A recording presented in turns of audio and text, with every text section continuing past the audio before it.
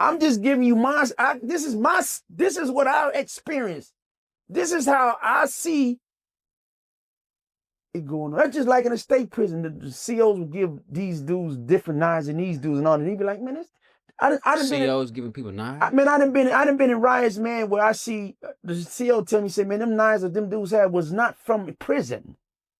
They was from the street. Them was real knives. You are now tuned into the Bob Report. L.A. Ron, how you doing today, brother? I'm doing all right. Bless. Let me say bless. We back again on the Bob Report, man. You didn't say too much last time, but you didn't stir up another uproar. Your face all over the internet again. It's a lot of LA politics going on. You've been getting a lot of calls. But it's not all bad. It's actually some good going on in Los Angeles. Would you like to speak on it today? Oh, you talking about with the sea walking video y'all did? No. See, I thought that's what you were talking about. Yeah, I wouldn't mind speaking on a couple of issues. I have a couple of issues dear to my heart. Yes, sir. I got, I have got a lot of phone calls and a lot of people is giving me some good advice. And, it's always, good to listen, because that's why you got 2 ears and 1 mouth, slow to speak, quick to hear. But I really don't mind getting into these issues. I know there's going to be some tough issues, and with the crisis in LA right now, I think that we need to talk about some issues. I can't change the whole world, but I'm trying to make a better place. Right. Is it the Five Deuce and the East Coast?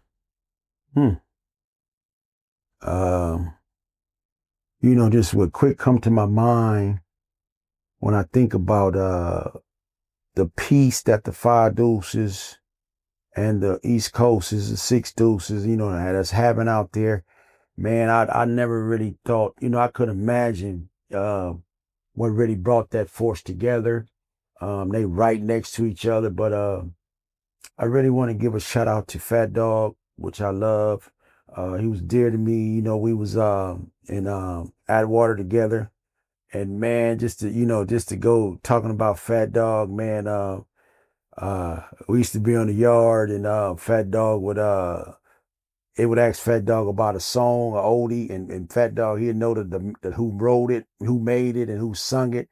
And man, a Fat Dog, he make your day in prison, even though we had a lot of bad days. But when you see Fat Dog, he gonna hit you with the cuz, what's up, cuz? And he always got something, going on. And he always, I wish it was more guys like Fat Dog, more Crips. I put it like that.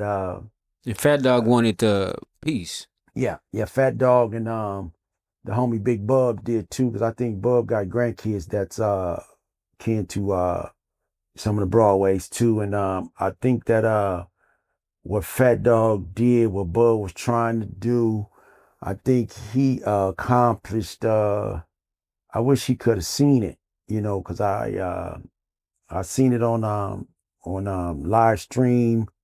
I seen guys at Fat Dog's funeral that was in prison with me that I never thought was gonna get out, and I really had to go back and really rewind that tape, man, and I really it took me to another place, because I know the angels is down watching over. I know the angels is looking, and I know that what that funeral did for the Crips, what that funeral did for the Crips and the Bloods and the guys that participated, that came to that funeral. All I seen was love. He had both sides. Yeah, and it spread it all over, the country. And that's what motivated me, because I know Fat Dog had a life sentence, and I used to talk to Fat Dog all the time. And he worked for the firm that got him out of jail, and just talk about the love that everybody had for Fat Dog. And I think that he accomplished something that is going to take a long time to really understand what Fat Dog did. I think we need a Fat Dog Day. Uh, I think it's motivational. I see a bunch of homies now they having sit downs and they having things that we've been trying to do for years, and I think it's all in the name of Fat Dog. So, Ron, this piece that he was calling for, looking for, he was doing it from prison. Well, If he we had a life sentence, yeah, we all was trying to get out of jail. You know, they say they got a peace that surpasses all understanding, and the peace that Fat Dog walked around with, you know, I know a lot of people wouldn't mind having that peace just to know that somebody, you know, with a life sentence that carried itself in a certain way, uh is you can look up on him and you see the shine on him, even though we had those life sentences and we didn't know we was going to get out. And you know, this guy, man, I think I know he was special. I know he was special to the compound. He was special to all the Crips and even, you know, even the other gangs. And he had a respect that a lot of people have would like to have. And that was, he's like a brother to me. And you know, I really get emotional a little bit when I talk about Fat Dog because you know, I talked to him, you know, when I called him, he was talking about he couldn't hold no food down. And you know, just to call him and because Woody told me, a couple of guys from Fire Deuce, they was in a unit with me and stuff, or in the compound, they would say, call Fat Dog because he's not telling you all of what's wrong with him. He just, you know, he want to be he want to be the strong guy for everybody. And when I called him, I would get that spot. He would act like nothing was wrong. He said, "Hold on, Fitz, let me you know." And I really miss him. right? Um, Fat Dog, uh, the what do you think prompted him to go for the peace route outside of wanting to get out of prison? Because it sounded like he really wanted that outside of that. Yeah, I don't know if Fat Dog know the impact of what he done after he you know he passed. I know I seen it with my own eyes.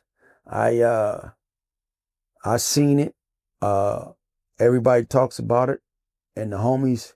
When you mention Fat Dog, you just like it. Just looked like uh, boundaries break when you mention Fat Dog's funeral.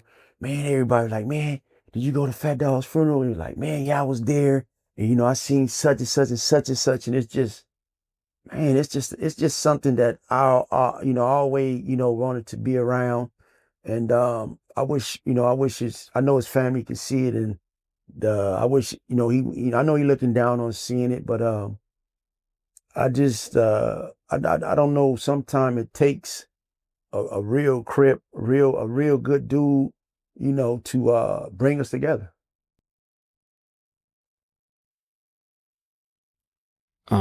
Rest in peace, Fat Dog. That's right. Those life sentences y'all had, Ron. You also had a life sentence. 33 years in the federal penitentiary. How did you keep your mind? Uh, you know, with a lot of prayer and um, you know, just meditating on you know, life. You know, when I first got the life sentence, I you know, I was looking around the courtroom and people was looking at me trying to see my reactions.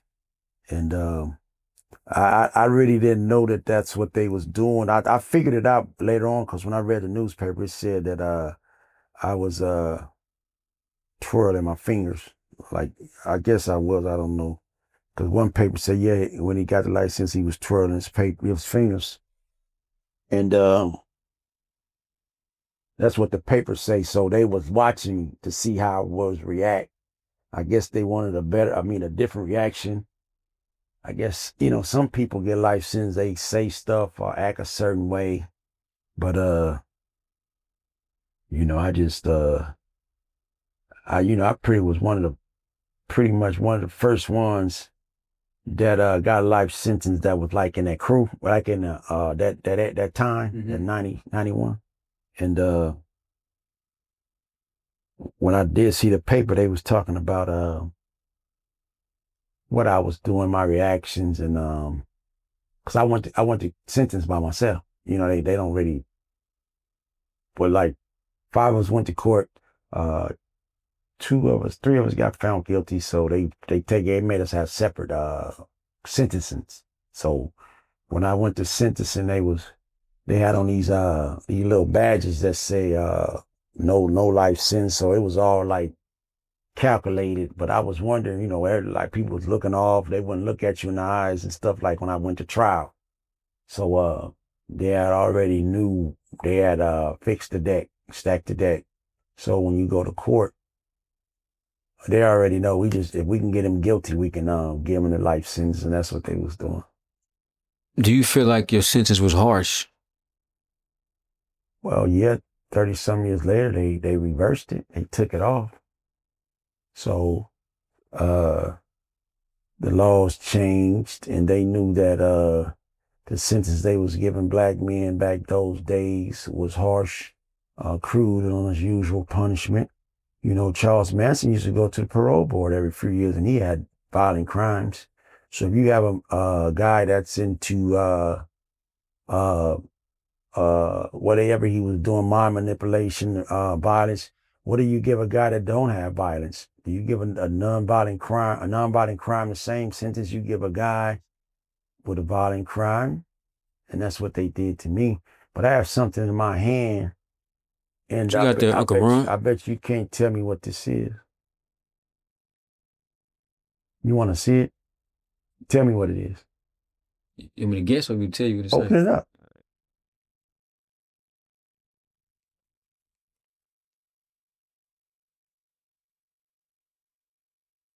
What It says it looked like a date. That's the paper they gave me when I got tell me my date, my life was off. At the In prison. This what they gave you? Damn. When you looked at that, what's his How do you feel touching that? When you was looking for it, I kind of figured it was to be something pertaining to. Oh, you think that. you thought so? Yeah. I had it last time, but we wasn't talking about this. But I wanted to show you. Can I show you? Yeah. Yeah, I was gonna show. Oh.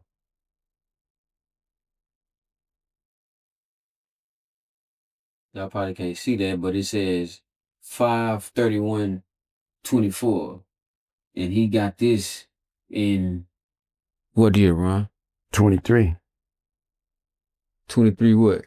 2023? Yeah. That's when you got this? Yeah, and I got out in 20 in that date. That's the date you got out? Yeah. How much been having this paper ever since. How do you feel looking at it?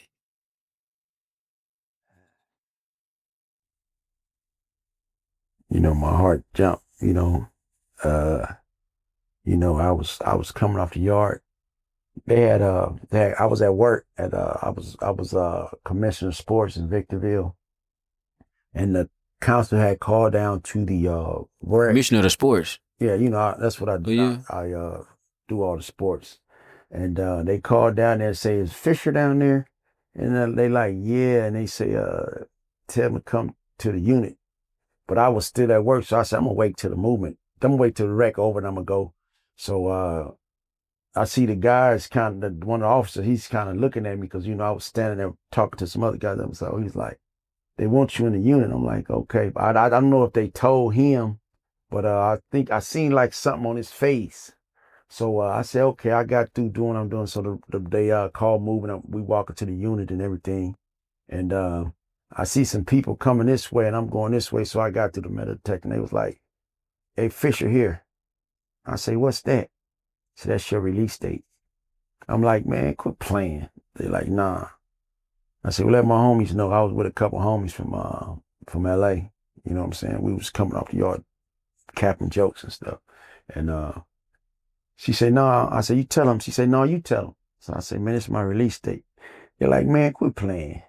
I'm like, yeah, this is it. So I looked at it, I was like, wow. Did you ever think you was gonna get out?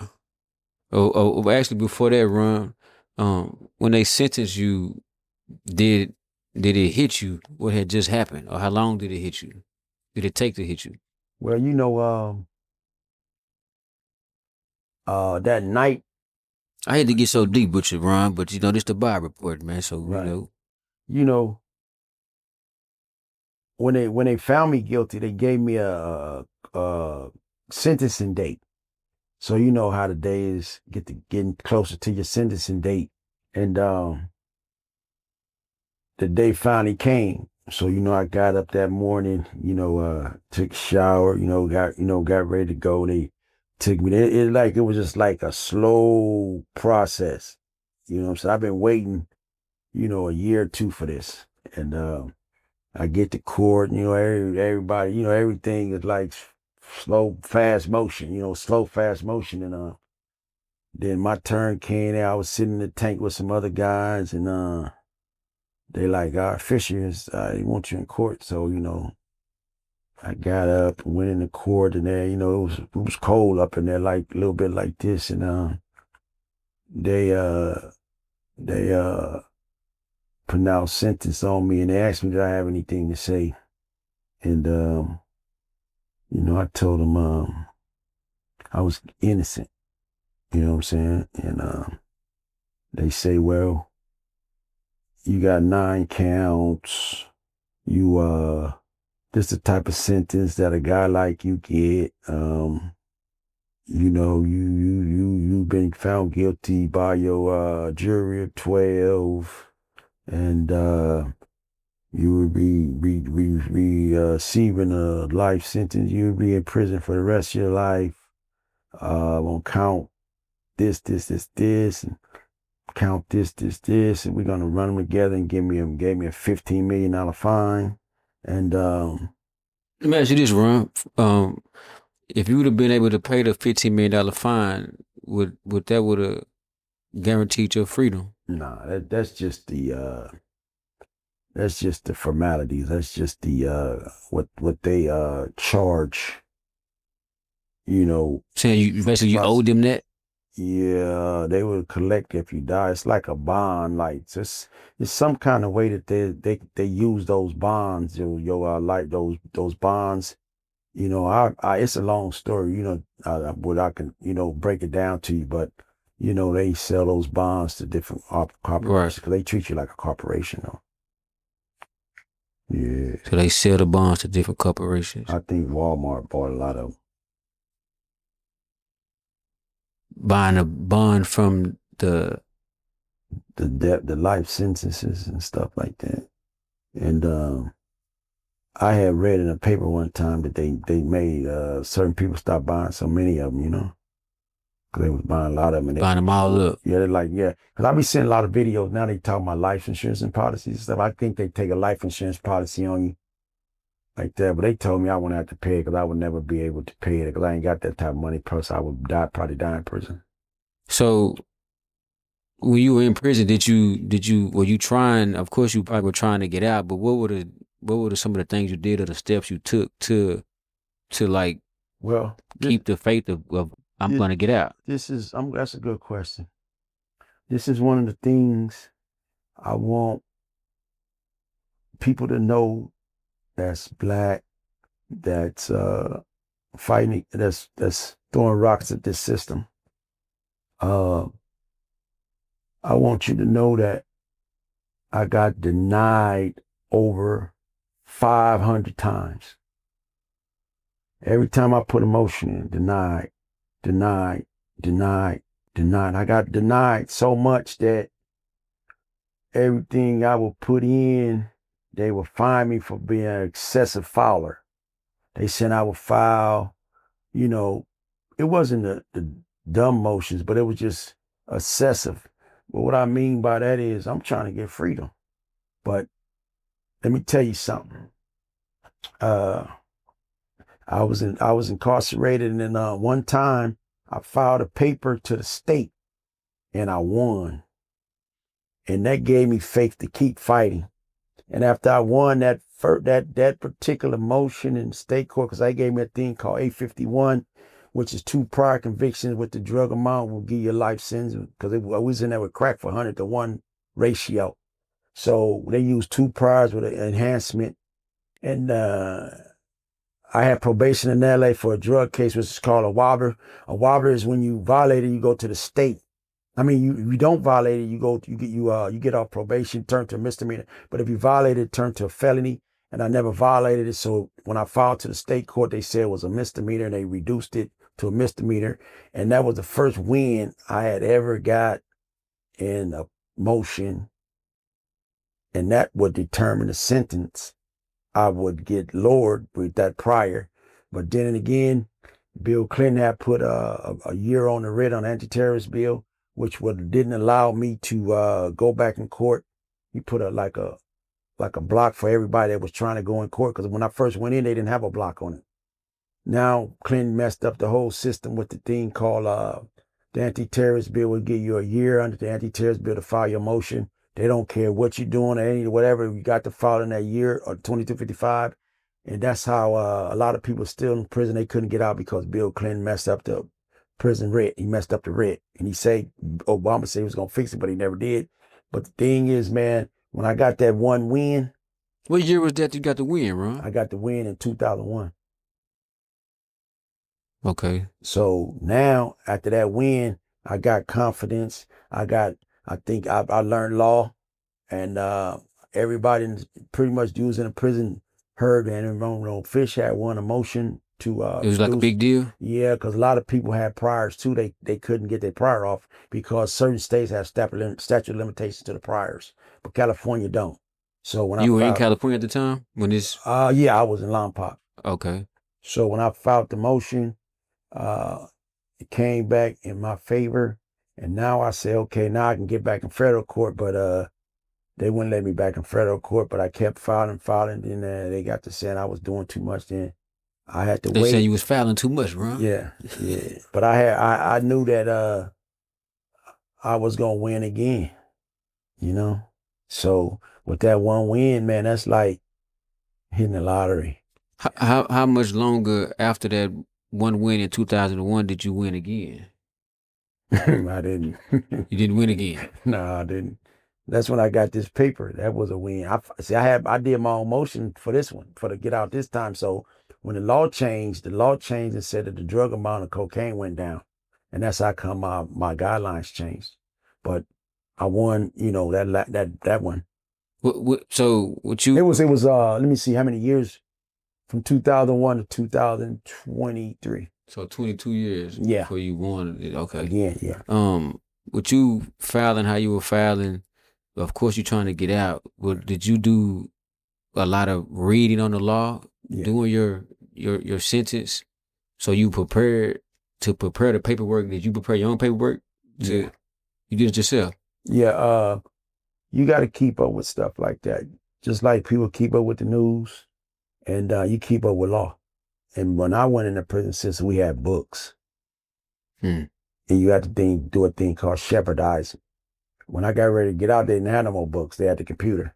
And you can just go on the computer and push up what you need, and let it pop up, boom, boom, all the cases you need. And that took away a lot. That stops a lot of time from you looking in the book, because you got to go find the book, read it, and like now you can just sit on the computer and it would make it more easy. But I had to do it the old way. That's how come a lot of things I do is you got to have discipline. You know what I'm saying? And did you have discipline when you first got to prison, Ron? Well,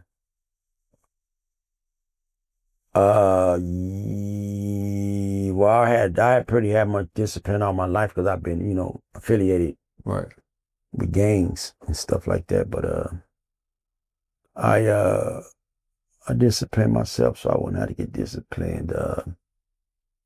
I worked out, I ate right, I mind my own business. I stayed, I didn't play a lot, you don't really have time, because that's how a lot of people get in trouble, playing, It's always somebody play too much, Right. In prison, Ron, I'm guessing in any federal penitentiary in America, of course there are Crips and Bloods, correct? Um, Yeah. what does it mainly go by though? Is it the state that you're from? Does that go on in California prisons, or is it more so he's a Crip, he's a Blood, or if you know how does the cause work in the California penitentiary? It depends what state you from and what state you in. Because Right. majority of states have their own car. So if you're a Crip and you got Crip stuff all on you, but you don't want to be on Crip time, you just go with your state. Because your state got a lot of guys that's reputable dudes. I see a lot of guys, do that. Because sometimes they don't want to put up with the politics. But that's a long story. But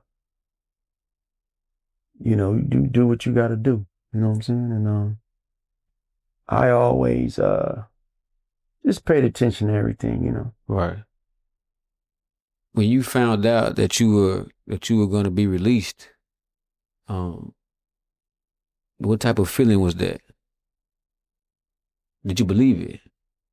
Yeah, but I didn't get an immediate release. Yeah. You know, I got in a So you, fight. you knew you were going to get released, but then it took some more time. Yeah, and that's when you count the days. See, at first I didn't count the days. I was just doing the days. Just doing them. Yeah. Did you sometimes where you didn't know what day it was or what the date was? Well, it really didn't matter. Right. I know that these holidays come up in that time of the year, and I know that certain months have more holidays than other months. So you just be walking around like Walking Dead for real. Could you just imagine walking around prison high, but you ain't on no drugs? Can you explain? High, but you're not on drugs. Life sentences is different it's different because everybody don't have a life sentence. So people talk different. People was like, man, how old you got? Everybody always talk about their time. Man, I got 5 years, I got 10 years, I got 15 years, I got a number. But when you ain't got no number, it just seemed like you're just walking around high, And then you seeing dudes die. You seeing dudes getting old. You seeing dudes eat themselves to death. You seeing dudes coming in and out of prison, doing 2-3 bits, and you ain't never went home from the first one. So you didn't see somebody come in, get out, come back again, get out, Yeah. and then come back again. Yeah. I seen a dude do 15 years, go home, come back, do another 15, and beat me out. Is it discouraging, Ron? Because I think it's amazing, man, that you're still sharp in your mind. You still have your discipline even after all of that time, and you out here in this crazy world. I'm pretty sure you kept up with the world while you was inside. But to see how it is now, like then it really wasn't no snitching. It probably was snitching going on, but now it's like they make it cool. How was that in prison, Ron? With people that might have told on somebody? Like do they walk the yards? The funny thing about that is you can be with a dude every day, playing with him, eating with him. That's my dog. That's my guy. That's this. And when he leave, that's when people say, man, that nigga was hot. Man, you know that nigga hot. Man, it's crazy. I was like, what? You mean to tell me this man been walking around here all the time? And a lot of people would say stuff behind his back, but a lot of them wouldn't approach him and tell him. You know what I'm saying? So if they wait till the person leaves to let a person know that he was hot, why wouldn't they tell you why you're there? That's the thing.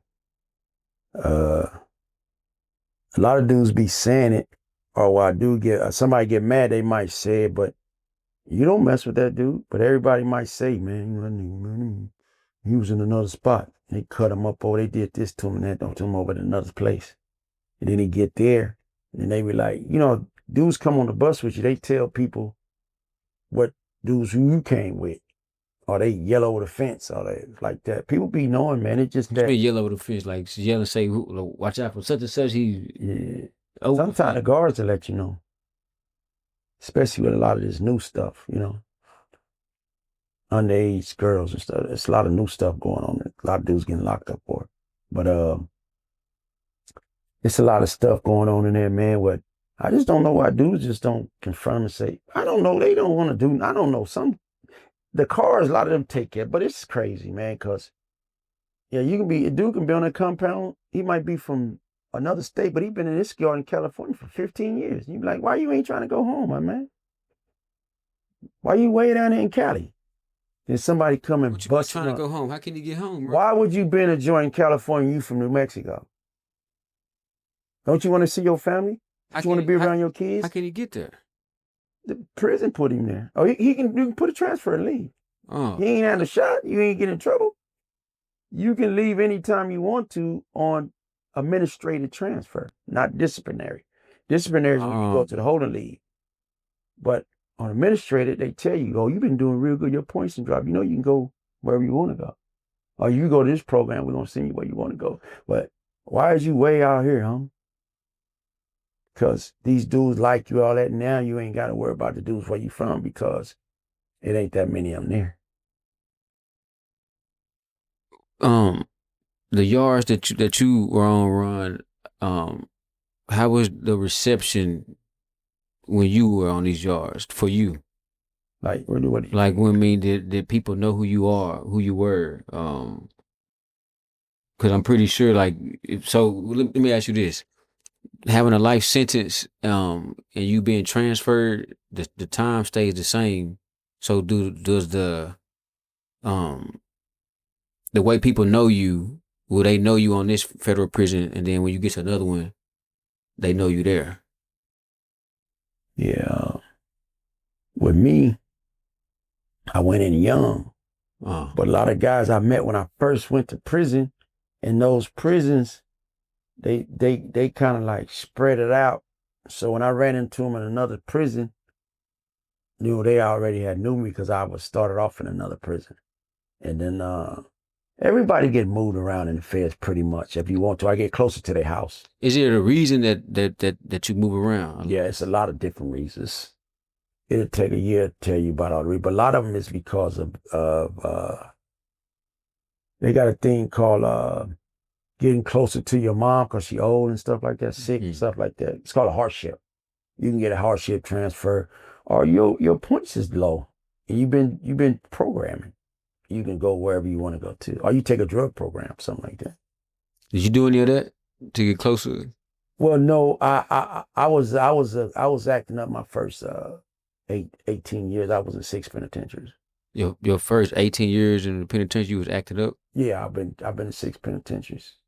For disciplinary reason? Yeah, pretty much, yeah. So in your mind, you're not getting out anyway. Exactly. So if I get a shot, they can't take my good time because I don't have none. So if you got a life sentence, you don't have no good time. So if you don't have a life sentence, that's the first thing they take when you get in trouble, discipline. They take your good time. So if you get let's say you got to do 8 months, 20 days on a year. Just say, for instance, when you get in trouble, they take the good time. So you just like, if you go in with 30 years and they take all your good time, you're going to do the whole 30. But if you don't get no good time taken, you're only going to do 25. So the first 18 years you acted up, it took that long for you to understand in your mind that either way it go, because I'm pretty sure you didn't want to die in prison. Did that ever cross your mind? Yeah, it did. But sometimes people want you to kill them. They don't want to kill themselves. They want you to kill them. You see how stupid they be doing stupid stuff. Right. You know what I'm saying? What made you stop, Ron? My oldest brother got killed when I was in prison. Yeah. Yeah, my oldest brother got killed. My nephew got killed. And I started getting older, wiser, focused, rehabilitated, sanctified. Yeah, I started really getting into, I got to get ready for something. I've been training, but now I got to get ready because I hear things. I hear other people getting out. I hear laws is changing, but they don't make them retroactive. But I know it's coming because a lot of died guys have started getting out for life sentences. So what I would do, I started working my way to a lower level of security because if you work your way to a lower level of security prison, maybe that'd be the first ones they let out because you're not in a lot of trouble. You're not in a maximum security prison. Uh, you were in maximum security prisons the first 18 years, Yeah. and you stopped yourself, and then you ended up in the lower level prisons. So you making your way, think you're gonna I get could have out. been left, but I didn't want to. What you mean, Ron? Well, they tell you that. But everybody that's from the lower level prisons is in higher level prisons, and they be telling you don't want to go to a lower level prison because it's petty. Because in Like, a maximum security, it's not petty. You know, everything in lower level you get a shot for, but in higher levels, what's a shot, Ron? that's like get a write up. Okay. How many write-ups were you getting? I had Well, a if you lot got of transferred 6 times, yeah, that write ups all those times, but I never got no good time taken till I got my date. Then I got some good time taken without a fight.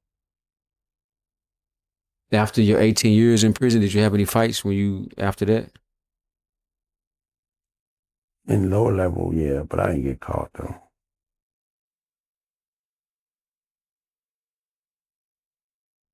LA Run, um, the Los Angeles gang wars that are going on. It's a lot of things going on, different sets. Um, why do you think this is going on? All this violence, and really nobody's being caught. Mm. I really want to expound on this because out here in Texas, everybody's pretty much getting along. Do you know before all of those gangs in LA start beefing with each other, they all got along? But That's unbelievable. yeah, back in the day, it was just maybe one or two sets beefing. It was beautiful in LA. But the thing is this. Somebody is making a lot of money off this gang stuff. The cemetery, the mortuary, the police. All these people is making money off of building prisons, off of this culture. And somebody is hitting, and it's like a hidden hand is perpetrating on the Crips and Bloods. Because when I was growing up in Los Angeles, the police would come over down to us and tell us certain addresses to the rival gang members to make us want to go hurt them because they They didn't would like. give y'all the addresses. Yeah, I seen they used to come to our hood and say, yeah, man, it was some brothers that was down there in the families. And they used to come to us and say, you know, Tommy Bridges and them, their addresses, such, such, such, such. And we used to be like, what? You telling us some blood dude's address down there. So they was mixing the pot. And this is the trick that they did to us 50 years ago. Now, y'all didn't go down there and do nothing, did y'all? Because if Well, something happened, they knew y'all did it. them dudes was mean guys, but the police was scared of them. But they wanted us to go attack them. But the thing is, why you think so much stuff happening in LA and a lot of guys that say, we really don't know who did it? Because you just imagine somebody Right. shooting and say, yeah, I'm from this hood, but you're not really from that hood. It's just like when back in the day, we wear a certain color and go and holler at these guys because they gonna come up to us because we got on their color. Right. Yeah, homie, but we get up to them. No, we ain't that. Boom, boom, boom. And this is the thing that they did to us back in the days, because I remember back in the days, the sheriff department, they had a thing called a gang unit. And they would, one of them have a red and a blue rag on the back of their car on the antenna. And they would come to the hood and one of them would say, "What's up, cuz?" And the other one say, "What's up, blood?" And one of them was acting like a Crip, one of them acting like a blood, and they knew both the languages and everything. And they would say, "Yeah, man, the Bloods is getting more dudes, one more killing than y'all. You know, they got more dudes more flamed up than you. Dudes more brutal." And this is the thing that they did to us. I don't mind letting them dudes in LA know why they're beefing like that. Oh, that's deep, bro. Even when it's a peace treaty, even it got to be a spark or something. You hit a man, somebody get killed, and they say, "Man, I think it was these guys," because then nobody know who did it, right? So now I sit back way from LA, and I sit back in Texas, and I see the same playbook. I see the same agitators. I see the same people are the what they want the city to erupt, to make it a bad place, to make it where people want to come and do tours and buy the clothes, do all this stuff, and people losing their lives. And I ain't heard nobody talk about why is it so many stuff is happening, and dudes was like, "Man, that wasn't us.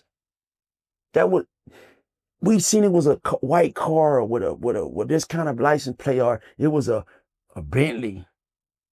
Feel me? I sat back and watched. Somebody sent me a clip the other day, and I was like, "Whoa, this is the stuff they did, the same playbook they did to us. They do it to the different races. They do it to keep this flame going." Because it's profitable. It's police is getting promoted. You know, things is getting worse, but the people that's actually in the fight, they don't know who's doing it. Mm. And I just looked back and I was like, is it a way that dudes can look and see? If just imagine if you could catch the guy that doing it, because they got all them cameras in there. You can't get away. Right. I was just about to ask you that. They can chase you down for a stolen piece of pizza. But why they can't catch a guy that's perpetrating another neighborhood and saying he from this gang, he not from that gang, to keep him fighting? Like when they were talking about 100 days, 100. Remember that? They put that all on the internet and blowed it up. Well, you better not have on this color shirt. It's the same thing with the East Coast, West Coast, Biggie and Tupac. The media, the hip hop world, they put all that stuff in. It's the same thing they doing in LA. They got them dudes was best friends. Now they all enemies. Right. Somebody is infiltrating them. Somebody is perpetrating. Somebody is doing this stuff, and they say, "Boy, y'all better go retaliate. Man, you know, they took our little JJ, man. You know, we got to go put in for the hood." There it go right there. And you got cameras on all them blue line, red line. They can tell if you do something on there. They got Teslas with microscopic cameras. And you mean to tell me you can't catch a guy that just went over there on 84th Street and went up the street, back street, back, and then and get away? How that happen? Because the people that's doing that stuff down there, they doing it because they want to keep that thing going. If these dudes was wake up and say, "Man, that dude, he looked like he was another race, or he was a outside, something he ain't got nothing to do with that." But they want to keep that thing going down there. Look at the news. Newspapers making money. the people that doing the news, The prisons. the prisons, the CO, everybody making money off of 10, 11 neighborhoods. But I can just say what I learned and what I knew how to see. Police used to come to our neighborhood and tell us about other gang members that they know was our enemies. That's where it started. Yeah. It was always in a movement. They always put a double agent in the community. That's just like right now. After all these years, Malcolm X, they say, man, it was an agent did that. Right. See, you think they ain't doing it to the Crips and Bloods? You know what I'm saying? See, it ain't about me no more. I'm 61 years old, homie. But I got to get his information to my brothers out there because I'm not in LA. You know, I need to go down there. But at the end of the day, I can tell them from right here. Right. I'm just giving you this is what I experienced. This is how I see it going on. That's just like in a state prison. The COs will give these dudes different knives and these dudes and all, and he'd be like, man, I done COs giving people knives? I done been in riots, man, where I see the CO tell me, say, man, them knives that them dudes had was not from prison. They was from the street. Them was real knives. So I seen it in prison. I seen how they wanted to keep going in there. But now in LA, homie, I see him doing it. And this is on pretty much Crip on Crip. Crip on Crip. Blood on blood. But don't nobody want to say, man, I think it's somebody else. It's not the people that's in it. They don't nobody ever think about that. It could be somebody else. It could be somebody else. I think they put it in the movies. It's been in the movies. It's probably been people saying it in the hood for years, but it's hard to believe when your cousin just died and you know the guy who did it, but you ain't thinking as far as to like, hey, this is how this shit even started. But you want to go get your get back, so you ain't even, your mind probably can't even think, especially in the black communities, that, well, hold on, maybe somebody did say that it wasn't them. It's too late. The blood's been shed, and that's when they win the game. That's just like they say, Jesus couldn't have been a white man because in that area it was all blacks and everybody would know who it was. 100%. Because a white man would stick out and they would have caught him. But You got to understand this here, bro. You know why they couldn't kill Jesus? Why they couldn't kill him? How you going to kill somebody that's not going to die until he get on the cross? I don't care what they did. They try to trap him. They try to throw him over the mountains. They try to poison. They try to do all of those things. But it was already prophesied that Jesus was going to die on the cross. So you couldn't kill him. All of that stuff they tried. The Jews, the Pharisees, the Sadducees, all of these people, the kiss of the death and all this, but Jesus was going to die on the cross. So you can't kill him. You are now tuned into the Bob Report.